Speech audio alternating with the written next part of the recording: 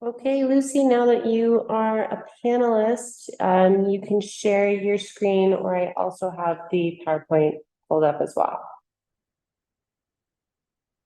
Perfect.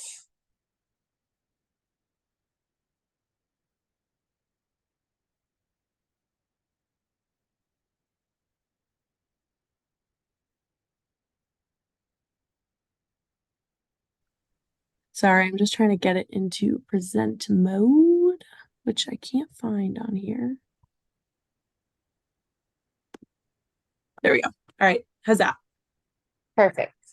Great. All right. Well, it's 6:02, and this is our Land Use and Development Code Rewrite Learning session, kind of our introductory session, zoning, land use applications, and development process. So we're going to go over that. Lucy, would you like me to begin? Sure. Yeah. All right. Excellent. Well, thank you for tuning in or rewatching our first series of learning sessions.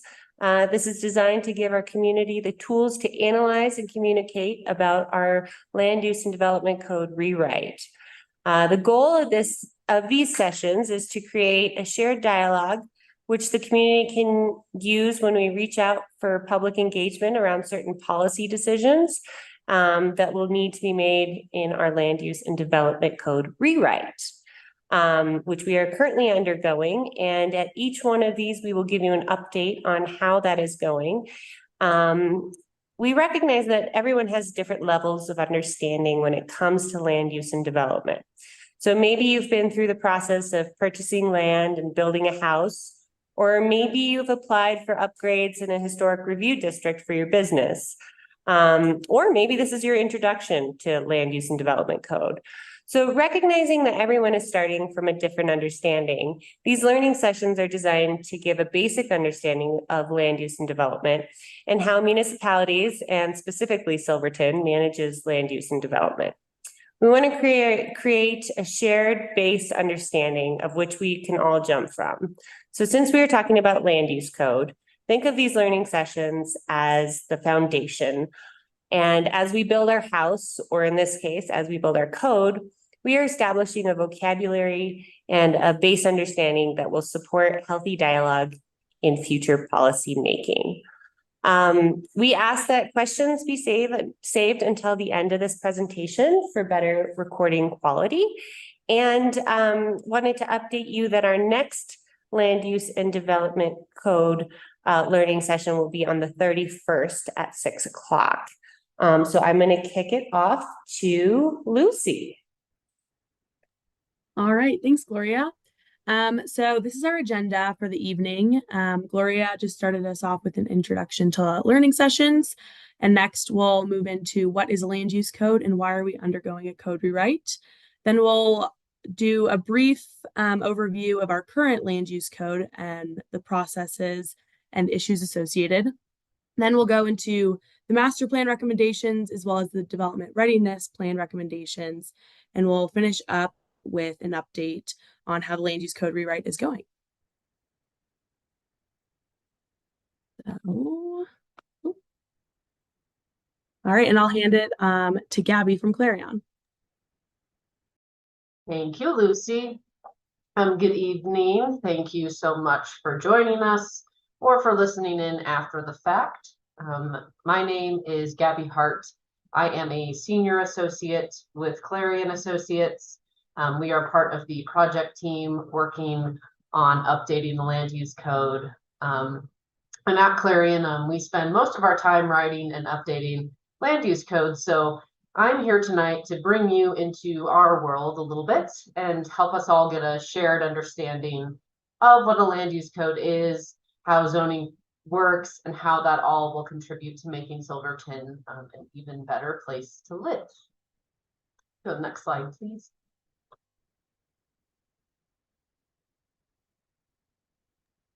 Sorry, I think there's a little bit of a lag. There we go. Thanks. So for the first part of this, We will go over a couple of basic terms to know. Then we'll get into the purpose of a land use code and why the town would need to update theirs.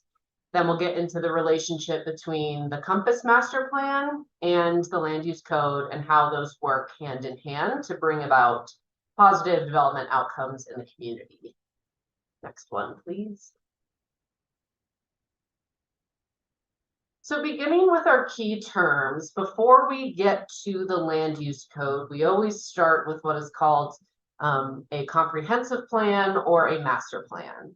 So in Silverton, it is the master plan, comprehensive plan, master plan, they're interchangeable. This is the document that creates that long-term vision for the future of the community. So that includes everything from land uses and the built environment to general community policies. It also typically contains a map of the future land uses, which lays the foundation for the zoning code or the land use code. Next slide, please. So then the land use code itself, this is the main tool that implements the comprehensive or master plan.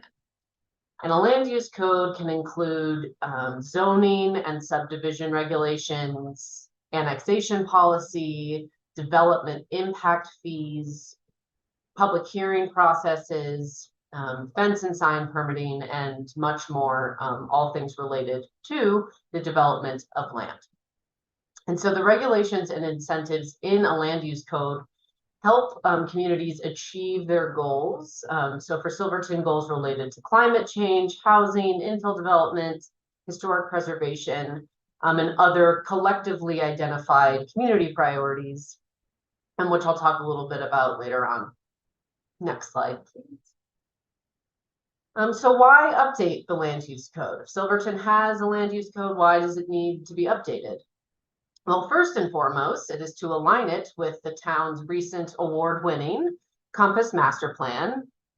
And as we move through the process, you will hear us come back to this many times, come back to the master plan many times, because the project team is very passionate about taking all of that really hard, really good community effort and work that went into creating the Compass Master Plan and giving the community a land use code that complements and implements it well. And we also want to update the land use code to incorporate new standards and best practices. So we all know technology moves fast, everything from building materials to changes to retail trends because of online shopping, and all of those sorts of things affect where people live and work. And also technology introduces innovative solutions to things like affordable housing or more climate resilient building techniques. An updated land use code is also necessary to address problems with aging land use regulations. So that includes outdated content, gaps or missing information that makes the land use code hard for staff and applicants to read and interpret, regulations that results in undesirable or unintended development patterns and outcomes, or those that create a barrier to new type of development. If the approval process is too complex or too time-consuming and deters good development projects, as well as the approval process or timing excluding input from residents. Next slide, please. So how do we go about updating a land use code? First, we start with planning. I already mentioned the Compass Master Plan, but there are other long-range planning or analysis efforts that inform land use regulations. For example, the Town of Silverton and San Juan County Housing Needs Assessment will help inform some changes related to residential and housing types. The Development Readiness Assessment, which Sheila's going to walk us through a little later on, as well as things like the Silverton Area Trails Plan. Next slide, please. So then we follow and build upon those efforts with implementation through the land use code. And the land use code fundamentally establishes where different types of buildings can be built and where certain businesses can be located. What else needs to happen on the lot? Does parking need to be provided? Are there special architectural standards if it's in a historic district, etc.? The land use code includes subdivision regulations for dividing land into individual lots as well as combining lots. And it includes the procedures related to how the town reviews and decides on development applications. Next slide, please. So outside of the land use code, there are several related topics that intersect with zoning, but are not changed by these updates to the land use code. So those are capital improvements programming, meaning what type of infrastructure goes where and who pays for it. And then the building code and permitting process, which is a separate set of standards that ensures structures are built to meet life safety requirements. And now I'm going to pass it back to Lucy, who's going to talk through Silverton's current land use and development process. Awesome. Thank you, Gabby. So now that we've reviewed what a land use code is and the process that we will go in updating it, I wanted to review our current code, how it relates to zoning, land use, applications, and development process, and some of the issues related that will be addressed during our code update.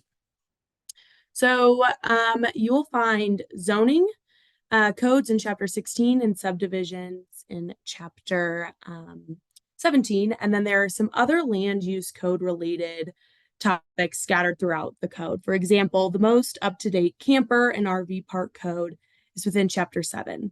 So there are certain elements of the code that we are going to need to compile, bring into one when we do this update. Our zoning code talks about what uses are allowed in certain districts. And this list of uses is outdated. And the map is also outdated. There's been some rezonings since it's been adopted and it's difficult to read. So those are all things we'll address. Our land use application is referred to as a use subject to review application in the Silverton Municipal Code. And this does not cover all of the land use application types that are outlined in these chapters. And so that is something that we are working on addressing. And the development approval process is not well defined within the code. It's unclear what is required.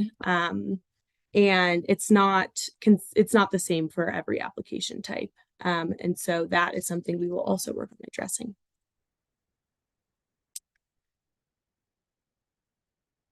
So these are a few of the application types and some uses that require a land use application review process.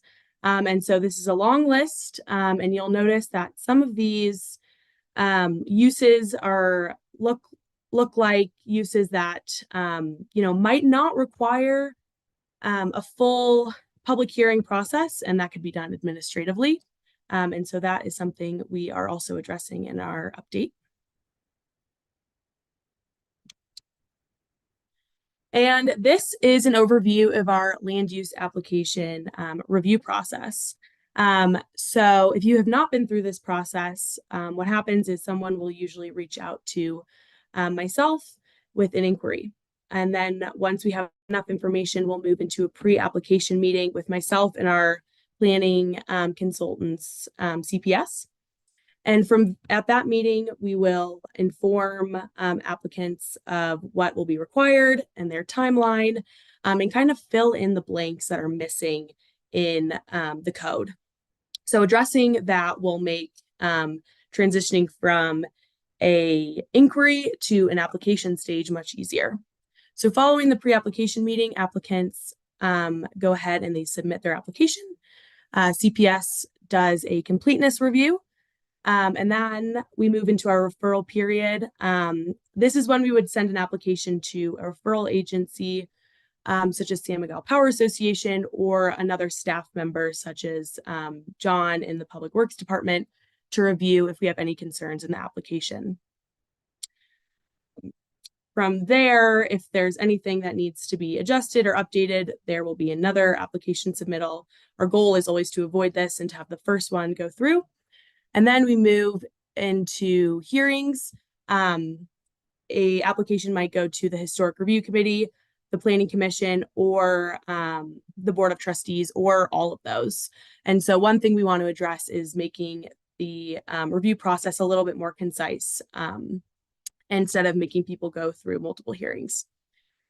Following hearings, if a application is approved, we will send them, the applicants, a letter stating next steps. If an application is not approved, we will send them a letter stating next steps, which will include the appeals process. And so we kind of touched on this, but who reviews land use applications? It'll be staff, myself, CPS, the building code official, and the public works director often review these applications before they go before a public hearing. And then referral agencies. In the past, we've done this on a case-by-case basis, but it's not currently required. And this is something we are going to update in our process as well. And boards and committees. The Planning Commission, the Historic Review Committee, the Board of Adjustments reviews variances, and then the Board of Trustees. So reviewing our current process, there are a few issues. These have been addressed in the master plan and the development readiness assessment. But overall, our code can be unclear and sometimes requires legal advice or administrative determinations prior to processing an application, which will create a lengthy process for applicants. Many application types require multiple reviews, or there are certain applications that really could be done administratively. Overall, this is an outdated code that just needs to be refreshed in order to better serve our community, which is exactly what we are working on. And I will hand it back over to Gabby. Thank you, Lucy.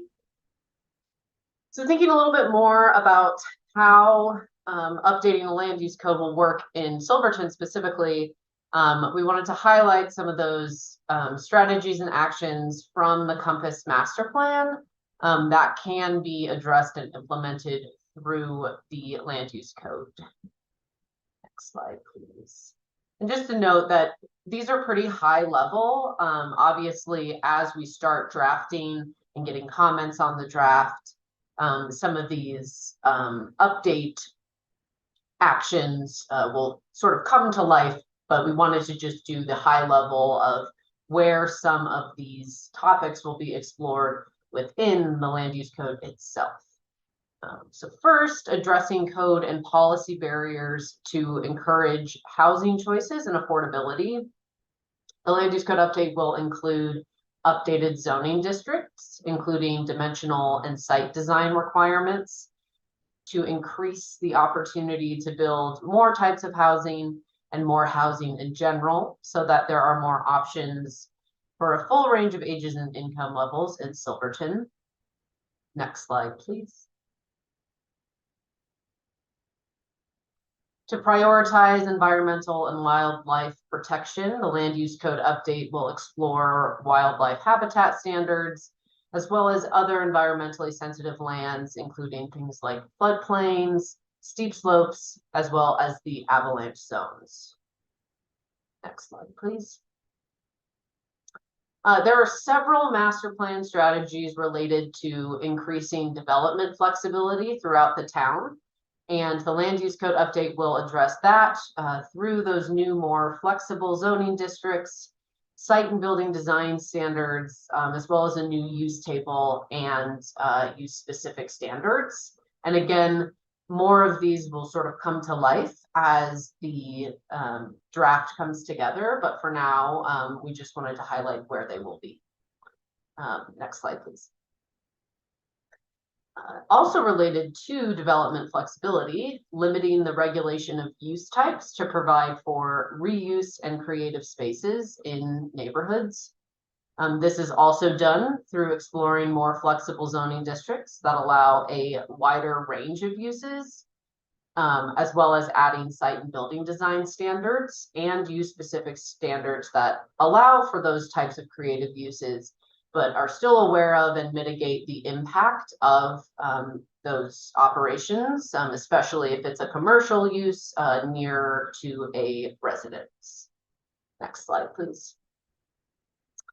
Improving town pedestrian and bicycle infrastructure to create connectivity throughout the town can be done through the land use code in a variety of ways, but generally we'll explore mobility and connectivity standards, path and trail standards, and then potentially off-street and bicycle parking regulations, while still remaining aware of the context of Silverton and the topographical constraints of Silverton, all of those things.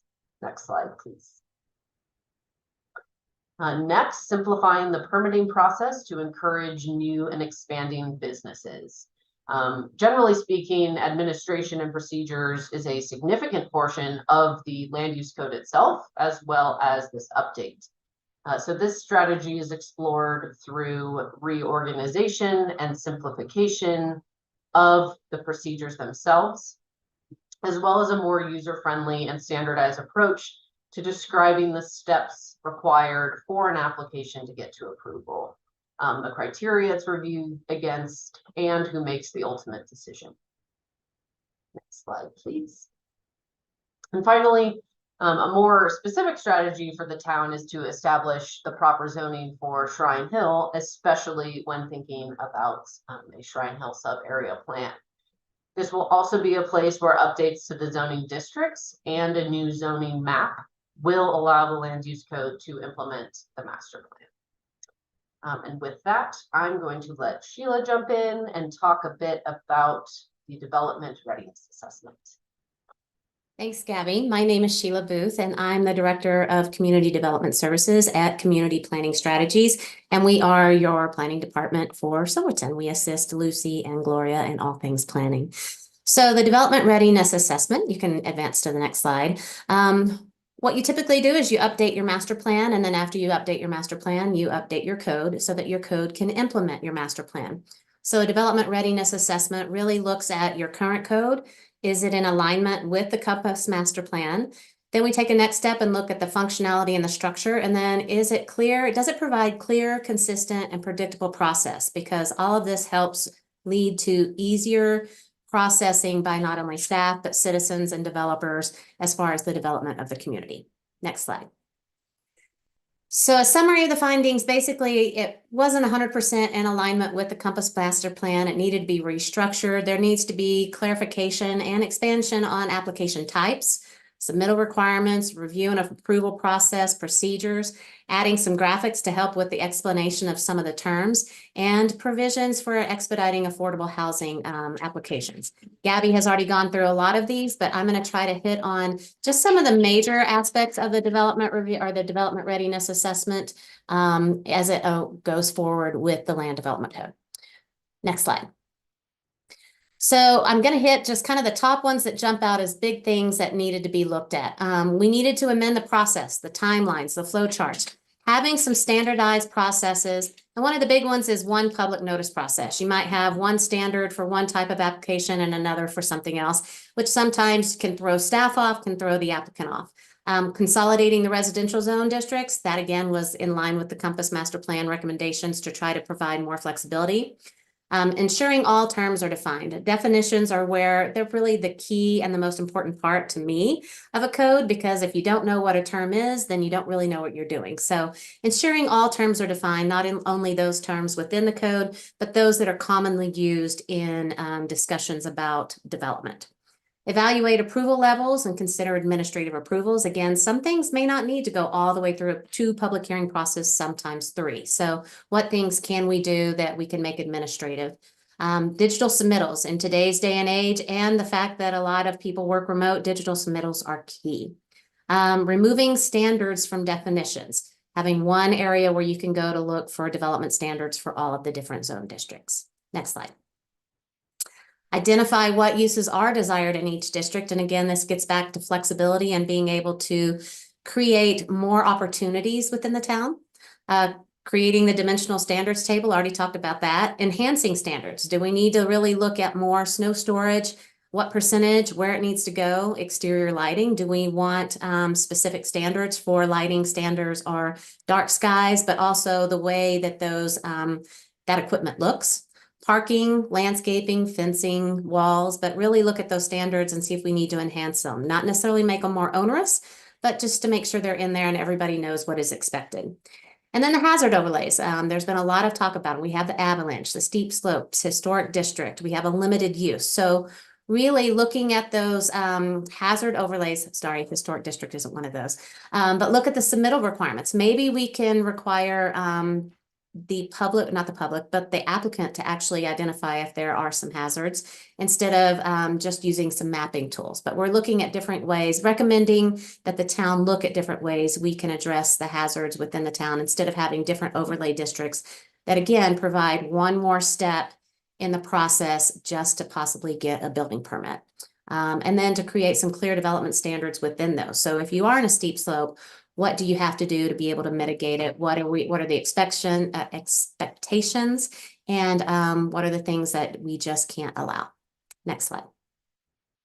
Update regulations for signs and telecommunications. A lot of that information is out of date. Update the builder's handbook with new residential and commercial design standards. I know that is being discussed right now with the Historic Review Committee. So I know this one will be moving forward with help in the historic district. And possibly maybe having some effect on the AROD, the architectural review. Provide definitions of lot, parcel, and property as it relates to zoning. This is something that's even been kind of confusing for me in Silverton. So really making sure that we understand the nomenclature behind those three as it applies not only in the regulations, but in the town of Silverton. And then increasing the public benefit for a PUD. So to get a planned unit development zoning, typically you require public benefit. So what does the town of Silverton, what would they like to see as the benefit? More open space, more dedications, but identifying what that is and getting it locked into the regulations. Next slide, please. And within the subdivision code, we looked at identifying dedications, impact fees, and fees in lieu. So in many communities, when you go into subdivide, you will pay an impact fee, whether it be a road impact fee, a park impact fee. You may dedicate land for schools, you may dedicate land for parks, or you may pay a fee in lieu of that dedication. So if the school district doesn't need land, then they may ask for a fee in lieu to help with enhancements to their structures. Evaluate policies for installation of public improvements. Increase the bond amount. The bond amount is tied to the subdivision itself. When you go in to develop a subdivision, you typically put up the money to cover the cost of that construction should you not be able to finish, so that we don't have half-built subdivisions out there. If you can't build it, the city can call up on the bond and then go in and finish the improvements so that for the public health and safety, we don't have half roads out there or half sidewalks or infrastructure that isn't completed. Create clear standards for new subdivisions. What do we want to see? How long can blocks be? What type of easements do we need? Setbacks for our sidewalks and other public infrastructure. And then finally, evaluate the design standards that go along with the subdivision. Next slide, please. So after we did the development readiness assessment, we helped with the drafting of the RFP to help get our Clarion group here to actually write the code update. It's in process. We also did a development readiness assessment for Shrine Hill, really looking at what could be done in that area to help further the development or get the development off the ground. So with that, I think I'm turning it back over to Gabby to help finish this out. Yes, thank you, Sheila. And just to give the update on our land use code rewrite, you can go to the next slide. See, thank you. So generally our project goals, I know you'll be very surprised to hear this, but the first goal is to align the land use code with the Compass Master Plan. It is also to create more predictable and development outcomes. And to create a user-friendly document with a clear and consistent structure. Next slide, please. Throughout the next 9 to 12 months, as we are drafting, we'll be updating the entire land use code, which includes all of the topics on the screen, some of which are completely new, Others are existing sections that may be revised or reorganized to improve the usability of the code. And I will get into the timeline of how we're doing that in a minute. Next slide, please. Just wanted to emphasize that overall, we're looking to create a user-friendly land use code. We know that fundamentally the land use code is a legal document, and it will have a lot of words, but we want to make the experience of using and reading the code easier for everyone, not just staff, not just local and elected officials, but for applicants or anyone who may be completely new to doing anything related to development. So we do this by establishing a clear organization, improving the document layout itself, and then adding those illustrations and other graphics that Sheila mentioned. And that includes everything from tables to flowcharts to actual representative graphics of development. Next slide, please. So this is our project timeline. The project team is actively drafting the first half of the documents.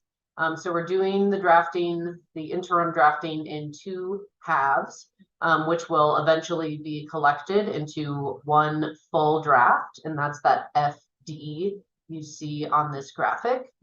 So that's currently scheduled to be posted and available in May, as well as revised again in July, and prior to the adoption hearings based on the public feedback. So there will be interim drafts posted in the next few months, kind of amidst these learning sessions, and those will be reviewed by staff and our stakeholder group. And our stakeholder group is a group of local representatives with development or community experience that are helping really guide us through this process and giving us their local knowledge as well as their professional expertise. But the major public outreach events won't be until early in the summer when we have those full drafts for the public to review. Next slide. But in the meantime, if you're looking for more details, you can access the project website through the town's main website by clicking on the LUDC rewrite tab. And on that project website, there are all of the materials that we have released thus far. So that includes some basic handouts that we had when we were out back in October, just about what is zoning, just some basics about the project, as well as our annotated outline. And the annotated outline is a really good place to start because it gives you our general roadmap for where we are going with specific code changes. So if you listened in and want to know more specifics, that is a great place to start. And with that, I will pass it back to Lucy and Gloria, see if they have anything to add, anything I forgot. Thank you again for your time. Awesome. Thank you, everyone. That is the end of our presentation. But we would be happy to take any questions. If any of our participants have any, you can just click the raise hand, and we will call on you.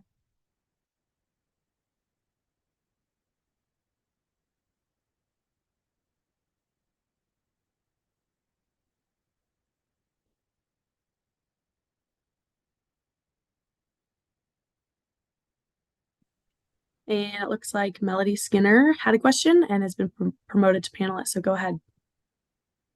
Hi. One of your earlier slides said create a barrier to new development patterns. I don't quite understand that. Would you explain it, please? Thank you.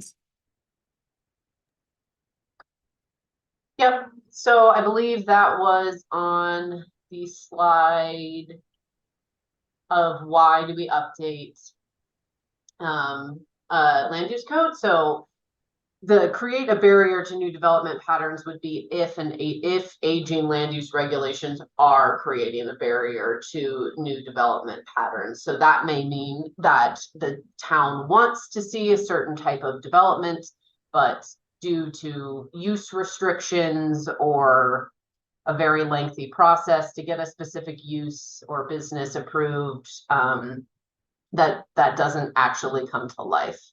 I don't know if that was the confusion with that, or because it just said create a barrier.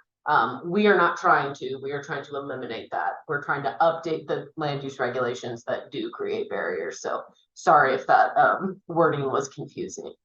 Well, thank you. I was trying to imagine if we were stopping houses being in a circle or something. Thank you. Mhm.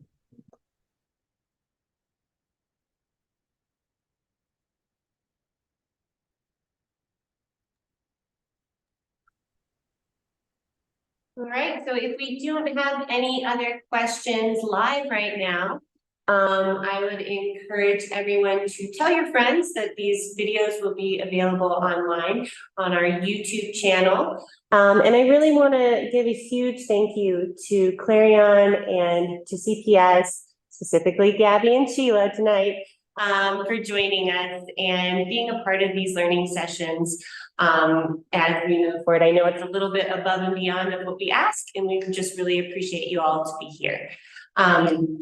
And with that, we will close this learning session, and you can join us again on the 31st. So January 31st at 6 o'clock, same Zoom link. And we will do one on our hazard overlay. All right, thank you so much.